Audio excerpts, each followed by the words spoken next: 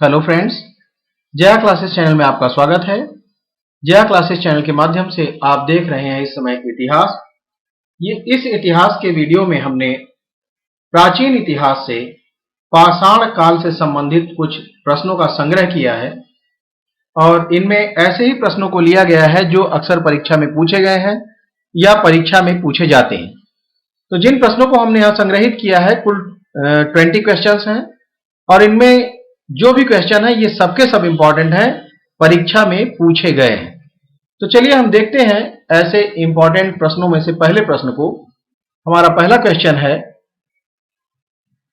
भारत में मानव का सर्वप्रथम साक्ष्य कहां मिलता है? तो भारत में मानव का सर्वप्रथम साक्ष्य हमें मिलता है नर्मदा घाटी से। ऑप्शन नंबर डी इसका राइट ऑप्शन होगा। अब नर्मदा घाटी के बारे में हम थोड़ा समझ लें। नर्मदा घाटी जो है मध्य प्रदेश राज्य में होशंगाबाद जिले में नर्मदा तट पर हथनौरा नामक पूरा स्थल है और ये पूरा स्थल बहुत इंपॉर्टेंट पूरा स्थल है क्योंकि यहाँ से मानव का जो है सर्वप्रथम साक्ष्य में मिला है। यहीं से मानव की खोपड़ी का जीवाश्म मिला सबसे पहले। तो यहाँ सबसे पहले मानव का साक्ष्य मिला, इसलिए नर्मदा घाटी अत्यंत महत्वपूर्ण। और नर्मदा घाटी से संबंधित और भी आपको बहुत सारी जानकारी आगे देखने को मिलेंगी। चलिए देखते हैं इसमें जो फर्स्ट ऑप्शन है हमारा नीलगिरी पहाड़ियां। नीलगिरी पहाड़ियां कहाँ हैं? ये नीलगिरी की पहाड़ियां भारत के तमिलनाडु राज्य में है। इस बात का आपको ध्यान रखना है कि ये तमिलनाडु राज्य में है और नीलगिरी की पहाड़ियों में जो सबसे ऊंची चोटी है उसका नाम है दोद्दा बेटा। दोद्दा बेटा नाम की सर्वोच्च ऊंची चोटी है। इसकी ऊंचाई कितनी है? 2637 मीटर इसकी ऊंचाई है। फैलाव कहां से कहां तक है? तो फैलाव इसका तमिलनाडु, कर्नाटक तथा केरल में है। तो नीलगिरी की पहाड़ियां, आप इससे संबंधित जब प्रश्न पूछे जाए तो ये जरूर ध्यान रखिए कि नीलगिरी की पहाड़ियां हैं कहां? तमिलनाडु राज्य में। जब नीलगिरी का नाम आए तुरंत आपके दिमाग में तमिलनाडु आ जाना चाहिए और दोद्दा बेटा नाम आना चाहिए। इसकी सर्वोच्च ऊंची चोटी जो है वो क्या है? दोद्दा बेटा। चलिए आगे बढ़ते हैं और इसका जो सेकंड ऑप्शन है वो है शिवालिक पहाड़ियां। शिवालिक पहाड़ियां कहां से रिलेटेड है? सिक्किम राज्य में। तो शिवालिक पहाड़ियां कहां है? सिक्किम राज्य में। और नलमाला पहाड़ियां जो है ये कहां है? आंध्र प्रदेश में। अब सिक्किम राज्य में जो आपने देखा शिवालिक पहाड़ियां हैं, इनका एक दूसरा नाम भी है, दूसरे नाम से भी इनको जानते हैं, वाह्य हिमालय भी इनको कहा जाता है। मतलब शिवालिक पहाड़ियों का एक दूसरा नाम है वाह्य हिमालय। अब आप वाह्य हिमालय के नाम से भी शिवालिक पहाड़ी को समझ रहे हैं और शिवालिक पहाड़ियां तो नाम है ही, लेकिन है कहां ये? सिक्किम राज्य में। और आंध्र प्रदेश में स्थित है नलमाला पहाड़ियां। हमारा जो क्वेश्चन था कि मानव का सर्वप्रथम साक्ष्य में कहां से मिला है, तो हमें सर्वप्रथम साक्ष्य मिलता है नर्मदा घाटी से। चलिए देखते हैं अगला क्वेश्चन। नेक्स्ट क्वेश्चन है, उस स्थल का नाम बताइए जहां से प्राचीनतम स्थायी जीवन के प्रमाण मिले हैं। तो प्राचीनतम स्थायी जीवन के प्रमाण कहने का मतलब यह है कि जहां पर लोग घर बनाकर स्थायी रूप से रहते रहे हों, ऐसा कुछ प्रमाण हमें जहां से मिला है उस स्थल का नाम बताना है इन चार ऑप्शनों में से। पहला ऑप्शन है धौलावीरा। धौलावीरा कहां है? भारत के गुजरात राज्य में कच्छ जिले में स्थित है ये। और यहां सिंधु घाटी सभ्यता के अवशेष प्राप्त हुए हैं। इस सभ्यता के बारे में यहां से बहुत कुछ मिला है। तो आप देखेंगे कि धौलावीरा जो है ये एक समझा जाए तो इस हड़प्पा सभ्यता की बात जो हो रही है, सिंधु घाटी सभ्यता की जो बात हो रही है, सिंधु घाटी सभ्यता से जो मिले अवशेष हैं, सिंधु घाटी सभ्यता के जो मिले नगर हैं, उन नगरों में ये एक बड़ा नगर है धौलावीरा। आगे बात आती है कालीबंगा की। कालीबंगा कहां है?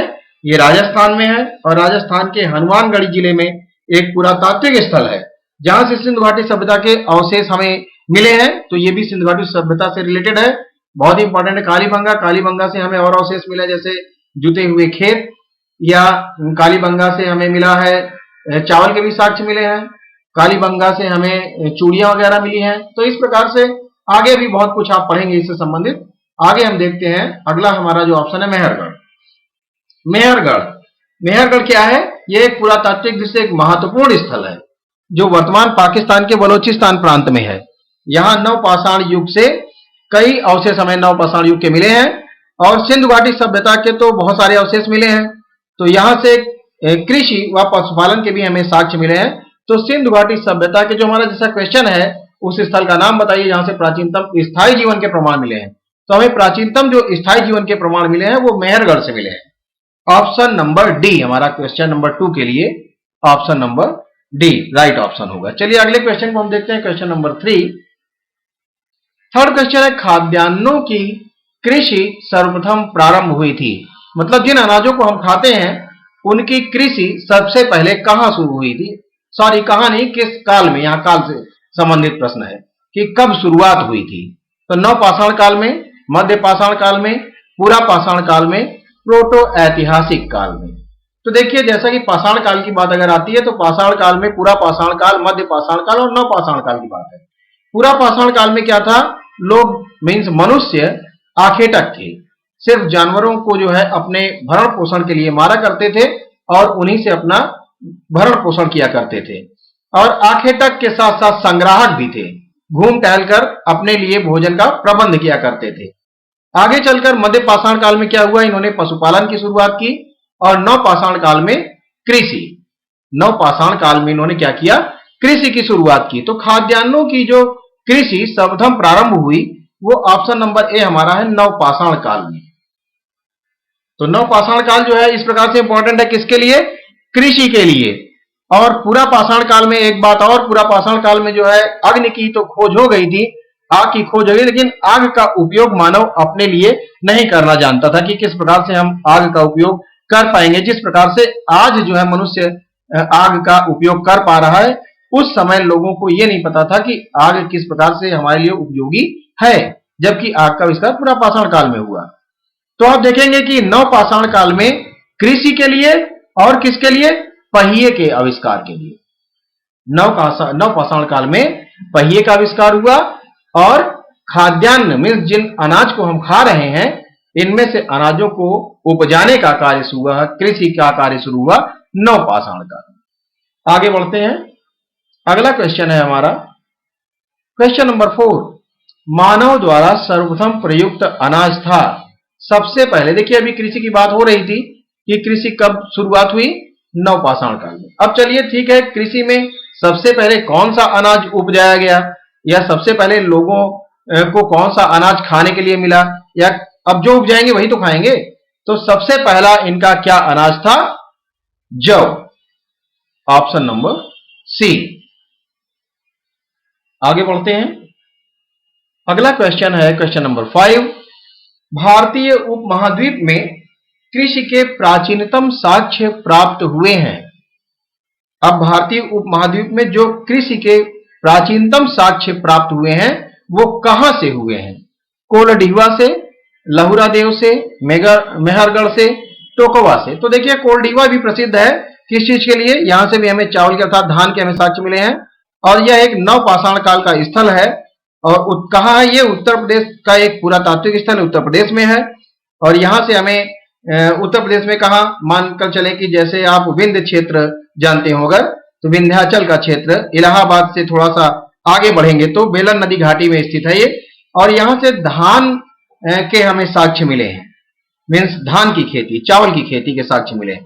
लेकिन जो नवीनतम खोज हुई है, नवीनतम खोज के अनुसार अब यह सिद्ध हो गया है कि संत कबीर नगर में जो स्थित लहुरा देव नामक स्थल है, यहां से धान की खेती के प्राचीनतम साक्ष्य मिले हैं।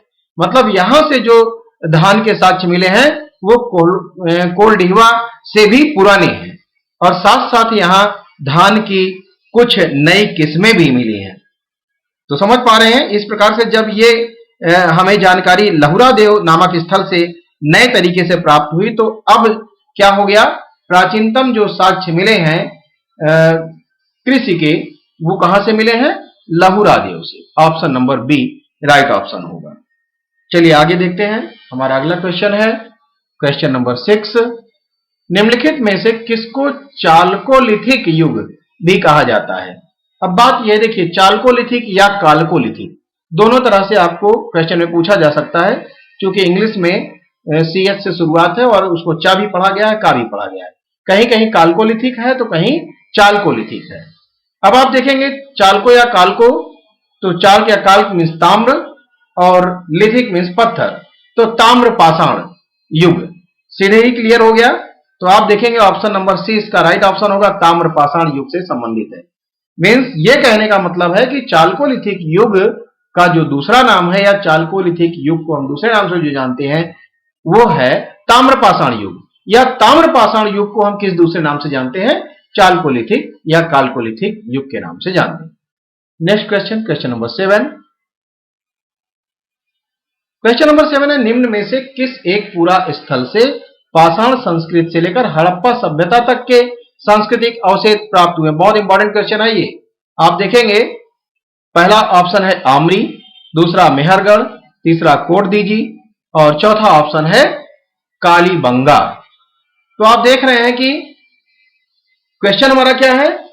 पूरा स्थल, ऐसा पूरा स्थल जहां से पाषाण संस्कृति से लेकर हड़प्पा सभ्यता तक, मतलब पाषाण संस्कृति के भी और हड़प्पा सभ्यता के भी अवशेष प्राप्त हुए हैं, ऐसा कौन सा स्थल है? तो ऐसा स्थल है नंबर बी, मेहरगढ़। आगे देखते हैं, अगला क्वेश्चन है क्वेश्चन नंबर 8। नवदा टोली का उत्खनन किसने किया? नवदा टोली, नवदा टोली है कहां? मध्य प्रदेश के नर्मदा घाटी में स्थित है और यहां से ताम्रपाषाण युगीन सभ्यता के प्रमाण मिले। बहुत इंपॉर्टेंट है ये। नवदा टोली का उत्खनन किसने किया? अब आप ये जानकारी कर लें।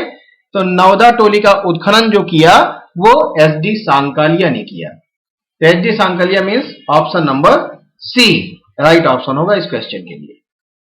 आगे बढ़ते हैं, अगला क्वेश्चन है क्वेश्चन नंबर 9। नवदा टोली किस राज्य में अवस्थित है? देखिए, अभी आप पढ़ ही रहे थे, नवदा टोली किस राज्य में अवस्थित है। तो आप बताएंगे कि नवदा टोली कहां है? मध्य प्रदेश में, ऑप्शन नंबर डी। ये तो अभी ऊपर ही आपने पढ़ा कि नवदा टोली मध्य प्रदेश के नर्मदा घाटी में स्थित है, तो ये कहां है? मध्य प्रदेश में, ऑप्शन नंबर डी। अगला क्वेश्चन, क्वेश्चन नंबर 10। बृहद पाषाण स्मारकों को पहचान की गई है। बृहद पाषाण स्मारक जो थे वो इस प्रकार से थे। देखिए, हम इसमें एक फिगर ऐसे थोड़ा सा ड्रॉ कर दे रहे हैं आपके समझने के लिए। मान लीजिए ये एक पत्थर है और एक दूसरा पत्थर ये हो गया, और इस प्रकार से एक पत्थर यहां बगल में रख दिया गया और एक पत्थर बड़ा सा इसके ऊपर, दोनों के ऊपर टिका दिया जाता था। और यहां क्या किया जाता था? मृतकों का शव रख दिया जाता दोनों पत्थरों के बीच में, और इस प्रकार से बना दिया जाता था ताकि लोग दूर से समझ पाए कि ये क्या है?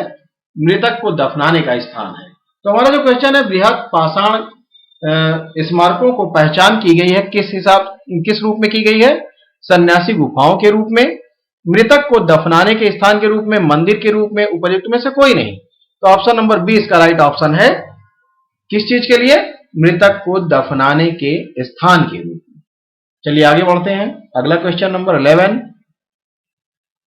क्वेश्चन नंबर 11 है, राख का टीला निम्नलिखित किस नवपाषाणिक स्थल से संबंधित है?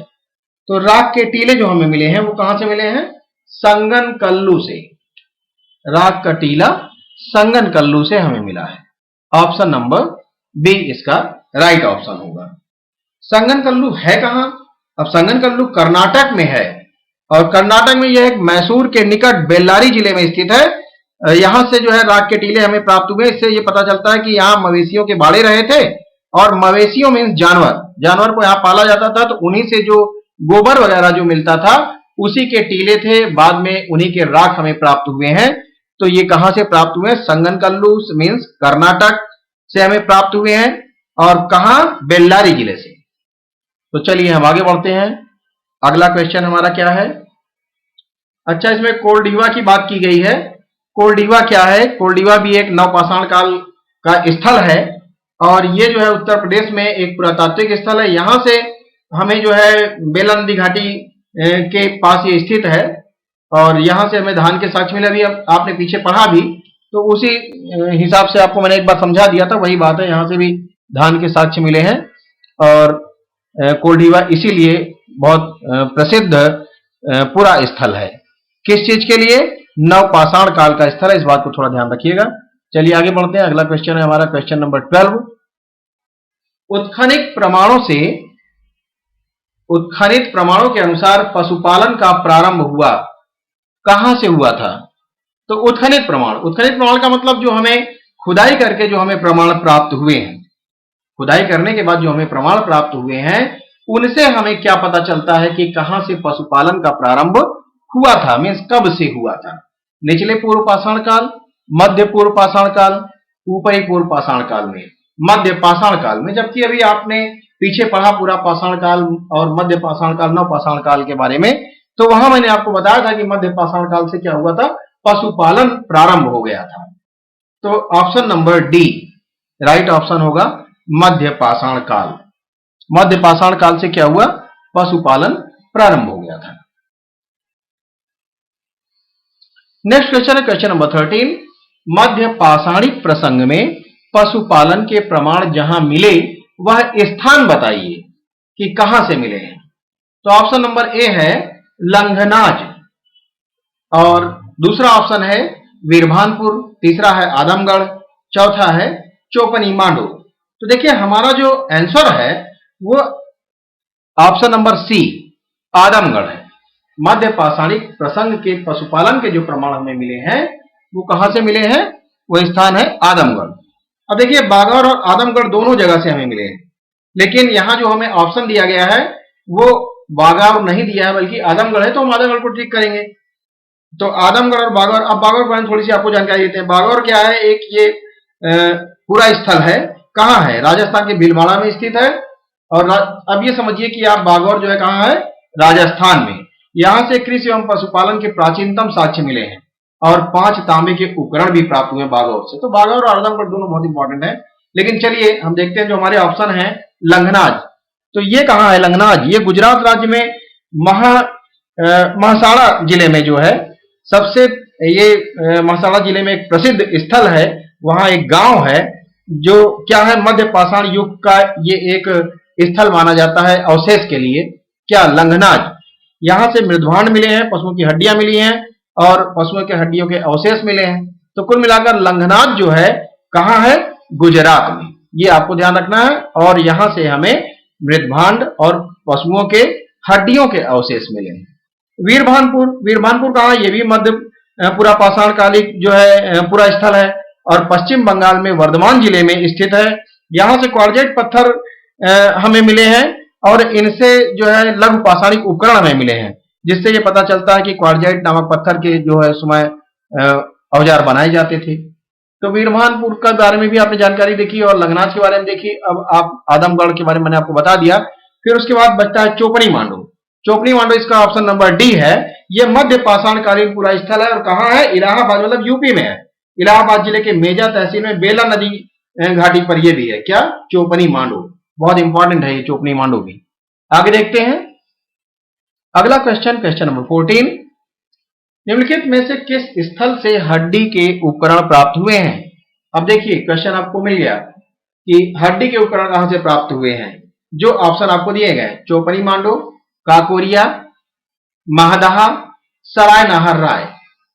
तो देखिए इसमें चोपनी मांडो के बारे में मैंने आपको बताया कि ये कहां है, इलाहाबाद जिले के मेजा तहसील में बेलन नदी घाटी है। बेलन नदी घाटी या बेलन नदी का जो तट है वहां से मध्य पाषाण कालीन ये पूरा स्थल है। मध्य पाषाण काल के कुछ यहां से अवशेष हमें प्राप्त हुए हैं, तो चोपनी मांडो ऑप्शन। उसके बाद फिर काकोरिया है और थर्ड है महदहा से और सराय नाहर से। तो महदहा और सराय नाहर ये दोनों ही जो है यूपी के प्रतापगढ़ जिले से हैं और महदहा से हमें बहुत सारे अवशेष मिले हुए हैं। और ऑप्शन नंबर डी जो है सराय नाहर राय, ये हमारे इस क्वेश्चन का आंसर है, ऑप्शन नंबर डी। तो सराय नाहर राय ये भी जो है प्रतापगढ़ का, मतलब सॉरी यूपी का प्रतापगढ़ जिला है यूपी में, और यूपी के प्रतापगढ़ जिले में सराय नाहर राय से हमें बहुत सारे अवशेष मिले हैं। किस तरह के, हड्डी के उपकरण के अवशेष मिले हैं। अब ये सराय नाहर राय जो है प्रतापगढ़ जिले में, मैंने जैसे आपको बताया गोपुर झील के किनारे है और उत्तर प्रदेश के प्रतापगढ़ जिले में है। तो यहां से जो है मानव की समाधियां हमें मिली है, लगभग 14 समाधियां मिली हैं। वैसे कुछ पुस्तकों में 11 लिखा है, कुछ 12, कुछ 14। और यहां से जो है गर्त चूल्हे मिले हैं, लगभग 8 गर्त चूल्हों का उत्खनन किया गया है। और उत्खनन ये करवाया कहां से या किसने करवाया, इलाहाबाद विश्वविद्यालय से, या इलाहाबाद विश्वविद्यालय के द्वारा उत्खनन कराया गया, जहां से 8 गर्त चूल्हे मिले हैं और 14 मानव की समाधियां मिली हैं, उनका भी उत्खनन कराया गया। तो यहां से जो कब्र मिले हैं, कब्रों का ज्यादातर हमें अवशेष मिला है कि ये जो है मतलब आवास के अंदर थे, आवास क्षेत्र के अंदर, बाहर कहीं अलग स्थल पे नहीं। तो यहाँ संयुक्त रूप से 2 पुरुष के और 2 स्त्रियों के दफनाने के अवशेष मिले हैं, प्रमाण मिले हैं।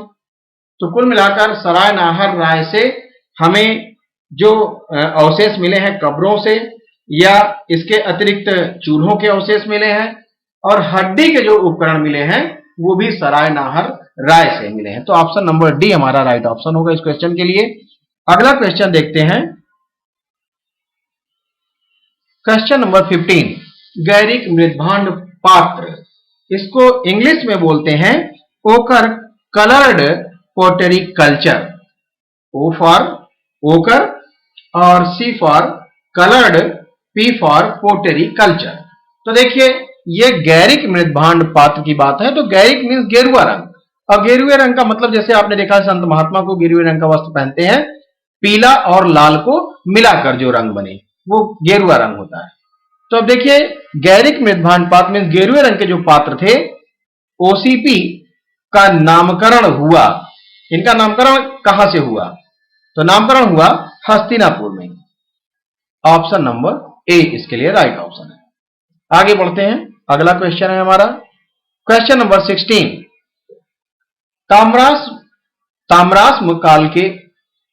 ताम्राश्म काल में महाराष्ट्र के लोग मृतकों को घर के फर्श के नीचे किस तरह रखकर दफनाते थे, मतलब किस दिशा में रखते थे, ये कहने का मतलब है। हमारा जो ऑप्शन है उत्तर से दक्षिण की ओर, यही इसका राइट ऑप्शन है। कैसे रखा जाता था? उत्तर से दक्षिण की ओर, जैसा आज भी रखा जाता है। तो उत्तर से दक्षिण की ओर दफनाया जाता था। आगे देखते हैं, अगला क्वेश्चन है क्वेश्चन नंबर 17, निम्नलिखित में से किस स्थान पर मानव के साथ कुत्ते को दफनाए जाने का साक्ष्य मिला है? बहुत इंपॉर्टेंट क्वेश्चन है, ये अक्सर परीक्षा में पूछा जाता है। इसका जो ऑप्शन है ऑप्शन नंबर ए बुर्जहोम। तो बुर्जहोम से ये हमें साक्ष्य मिला है कि मालिक के साथ मीन्स मानव के साथ कुत्ते को भी दफनाने की प्रथा वहां रही थी। मीन्स मनुष्य के साथ कुत्ते को भी दफनाया जाता था बुर्जहोम में। बुर्जहोम कहां है? कश्मीर में है, जम्मू कश्मीर में बुर्जहोम एक स्थल है, और जहां से हमें साक्ष्य मिले हैं मानव के साथ कुत्ते को दफनाने का। चलिए हम आगे देखते हैं अगला जो ऑप्शन, चूंकि देखिए अब इसमें जो भी ऑप्शन है कोल्डीवा, चोपनी मांडो, ये सब आपने पढ़ ही लिया है। आगे बढ़ते हैं, अगला हमारा क्वेश्चन है क्वेश्चन नंबर 18, भारतीय पुरातत्व का जनक किसे कहा जाता है? मीन्स भारतीय पुरातत्व की जानकारी हासिल करने की शुरुआत किसने की, उसी को तो जनक कहेंगे। जनक मीन्स जन्मदाता, जिसने इस काम की शुरुआत की हो। तो भारतीय पुरातत्व का जनक कहा जाता है अलेक्जेंडर कनिंघम, जो हमारा फर्स्ट ऑप्शन है, ये राइट ऑप्शन है इसके लिए।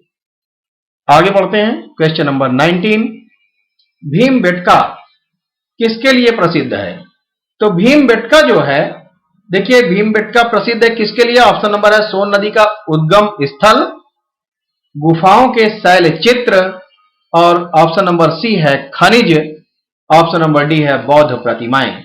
तो भीमबेटका से जो हमें मिला है वो हमें मिला है गुफाओं के शैल चित्र।